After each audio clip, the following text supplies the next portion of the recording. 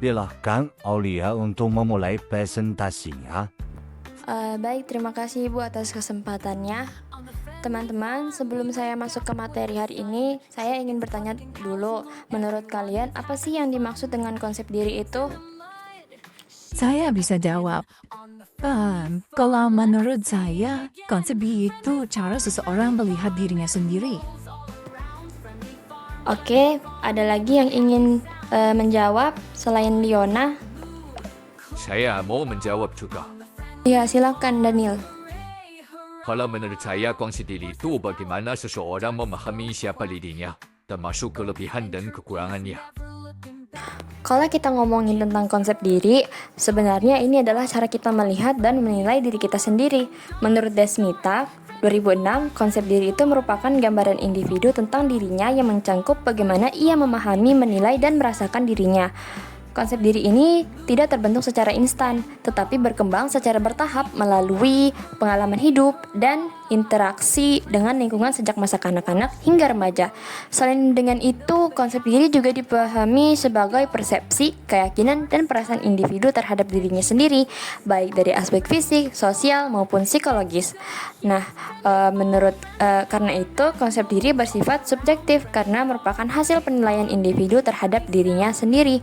Pada masa remaja, konsep diri menjadi semakin penting dan kompleks. Hal ini karena remaja sedang berada dalam proses pencarian identitas diri. Dalam hal ini, Soundtrack 2011 menjelaskan bahwa remaja mulai mempertanyakan hal-hal mendasar seperti siapa saya, apa tujuan hidup saya, dan akan menjadi apa saya di masa depan. Pertanyaan-pertanyaan ini menunjukkan bahwa remaja sedang berusaha memahami dirinya secara lebih mendalam. Menurut Erikson, 1968, masa remaja merupakan Menurut Erikson, 1968 masa remaja berada pada tahap identity versus role confusion, yaitu fase di mana individu berusaha menemukan jati dirinya. Pada tahap ini, remaja mengalami apa yang disebut sebagai moratorium psikososial, yaitu masa di mana remaja bebas mencoba berbagai peran, gaya hidup, dan pilihan hidup sebelum akhirnya menentukan identitas yang stabil. Jika proses ini berhasil, remaja akan memiliki identitas yang jelas. Namun jika tidak, mereka dapat mengalami kebingungan identitas. Identitas sendiri merupakan gambaran diri yang terdiri dari berbagai aspek seperti pilihan karir, nilai, hubungan sosial, kepribadian, hingga citra tubuh menurut Soundtrack 2011. Proses pembentukannya tidak terjadi secara instan, tetapi melalui eksplorasi dan komitmen yang berlangsung secara bertahap. Dalam hal ini, konsep diri dan identitas memiliki hubungan yang sangat erat. Konsep diri menjadi dasar bagi individu dalam membentuk identitasnya. Semakin positif konsep diri seseorang, maka semakin besar kemungkinan ia mencapai identitas diri yang matang. Dan ada pula faktor-faktor yang memengaruhi konsep diri remaja. Pembentukan konsep diri pada remaja dipengaruhi oleh berbagai faktor. Yang pertama itu adalah keluarga. Menurut Desmita, keluarga merupakan lingkungan pertama yang membentuk konsep diri individu. Dukungan, penerimaan, dan pola asuh orang tua juga sangat berpengaruh terhadap cara remaja memandang dirinya.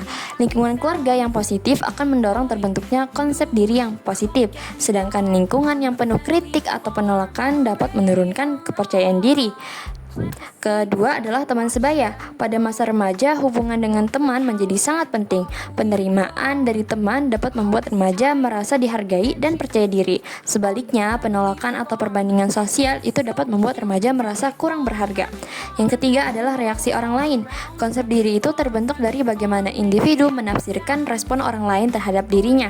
Penerimaan dan penghargaan akan membentuk konsep diri positif, sedangkan kritik atau penolakan dapat membentuk konsep diri negatif.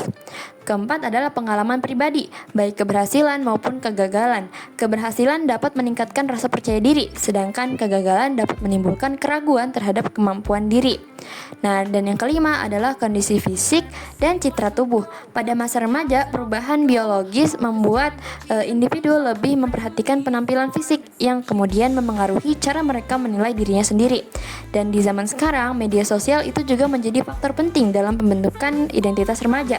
Remaja remaja sering membandingkan dirinya dengan orang lain yang terlihat lebih sempurna, sehingga hal ini dapat memengaruhi konsep diri, baik secara positif maupun negatif. Selain itu, faktor lain seperti tuntutan orang tua, status sosial ekonomi, jenis kelamin, serta orang-orang terdekat juga turut mempengaruhi pembentukan konsep diri. Selanjutnya, komponen dan aspek konsep diri. Konsep diri memiliki beberapa komponen penting. Menurut Harlow 1976 terdapat 3 komponen utama, yaitu konsep diri fisik yang berkaitan dengan penampilan tubuh, konsep diri psikologis yang berkaitan dengan kemampuan dan kepribadian, serta sikap terhadap diri yang berkaitan dengan perasaan dan penilaian terhadap diri sendiri. Selain itu, Burns 1979 menjelaskan bahwa konsep diri mencangkup aspek kognitif, afektif, evaluatif, dan kecenderungan perilaku. Secara lebih luas, konsep diri juga meliputi aspek fisik, sosial, emosional, moral, dan kognitif yang saling melengkapi dalam membentuk gambaran diri individu. Dari semua penjelasan tadi dapat disimpulkan bahwa konsep diri remaja merupakan hasil interaksi yang kompleks antara faktor internal dan eksternal. Proses ini berlangsung secara bertahap dan sangat dipengaruhi oleh lingkungan sosial, pengalaman hidup, serta proses pencarian identitas. Sebagaimana dijelaskan oleh Santrock 2011, masa remaja merupakan periode penting dalam pembentukan identitas, di mana individu mulai menyatukan berbagai pengalaman hidup untuk menentukan arah masa depannya. Oleh karena itu, pembentukan konsep diri yang positif itu sangat penting karena akan menjadi dasar bagi individu dalam mencapai identitas diri yang matang dan menjalani kehidupan dewasa secara optimal. Selanjutnya, saya akan melakukan wawancara terhadap 3 responden saya untuk melihat secara langsung bagaimana konsep diri terbentuk dalam kehidupan sehari-hari. Halo, terima kasih sudah bersedia berpartisipasi dalam wawancara ini. Wawancara ini bertujuan untuk mengetahui persepsi dan pendapat Anda tentang konsep diri. Jadi, tidak ada jawaban benar atau salah. Saya hanya ingin memahami pandangan Anda secara jujur. Partisipasi Anda bersifat sukarela, dan Anda berhak untuk menolak menjawab pertanyaan tertentu atau menghentikan wawancara kapan saja. Seluruh jawaban akan dijaga kerahasiaannya dan hanya digunakan untuk keperluan akademik. Apakah Anda bersedia melanjutkan wawancara ini? Bersedia? Iya. Ya, Konsep diri ya, menurutku sih itu tuh kayak suatu hal tentang diri kita yang perlu kita pahami sendiri. Misalnya tuh kayak apa ya, kemampuan, sikap, mungkin rasa tanggung jawab juga atau nilai yang bakal kita pegang terus ke depannya gitu. Kalau menurut saya, konsep diri itu tentang bagaimana cara kita melihat diri kita sendiri. Seperti bagaimana kita, sifat kita, apa yang kita suka, apa kelebihan dan kekurangan kita. Itu sih, Kak. konsep diri ya.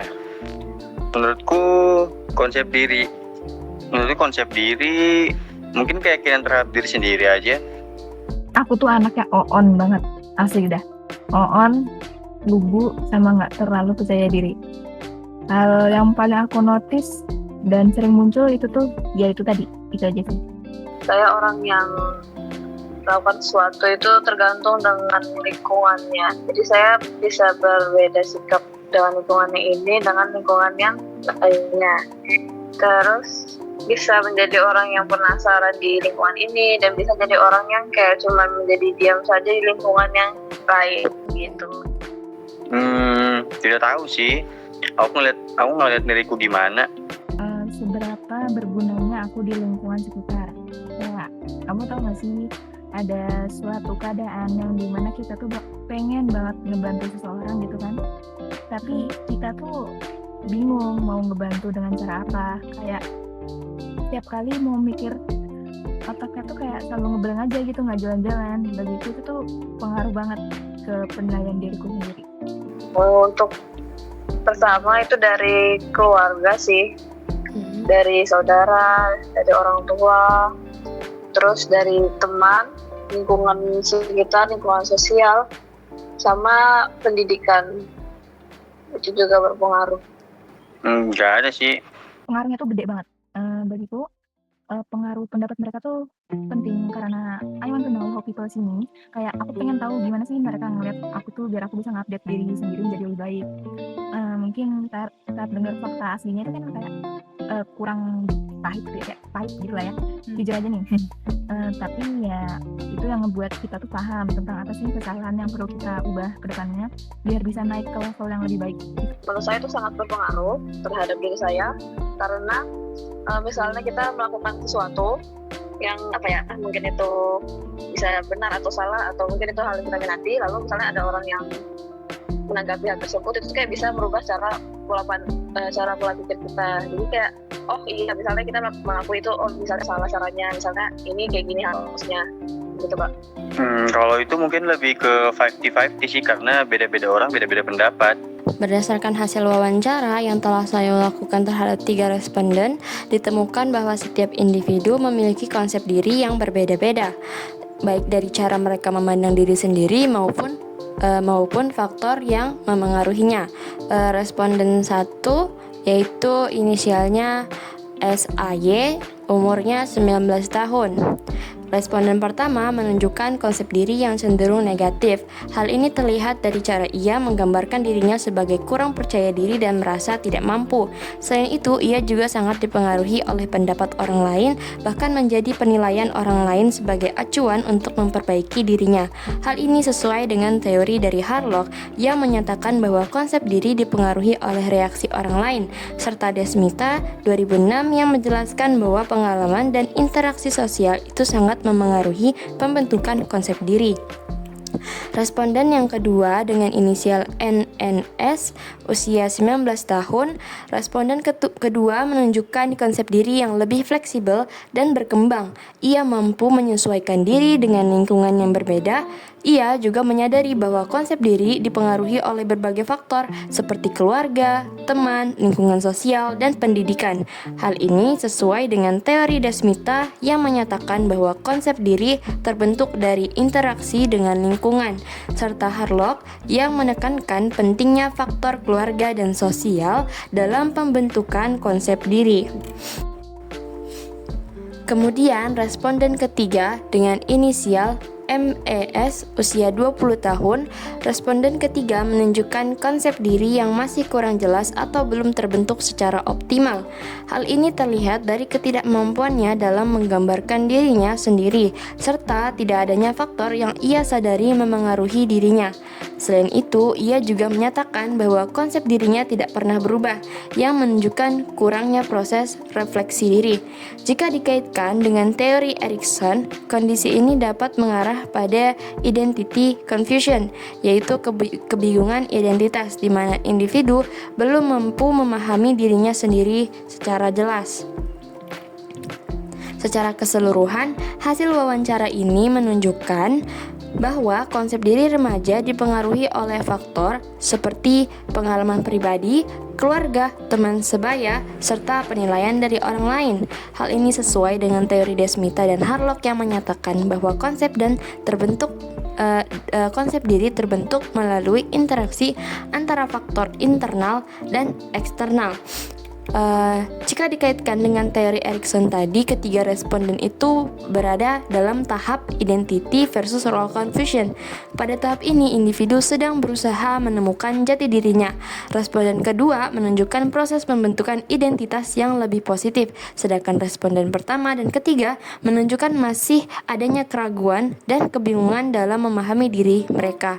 Dari hasil wawancara ini dapat disimpulkan bahwa konsep diri setiap individu berbeda-beda dan dipengaruhi oleh berbagai faktor.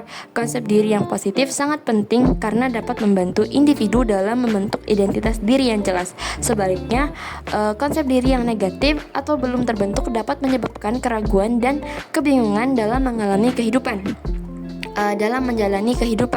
Oleh karena itu, penting bagi remaja untuk mendapatkan lingkungan yang mendukung agar dapat mengembangkan konsep diri yang positif. Sekian presentasi wawancara dari saya.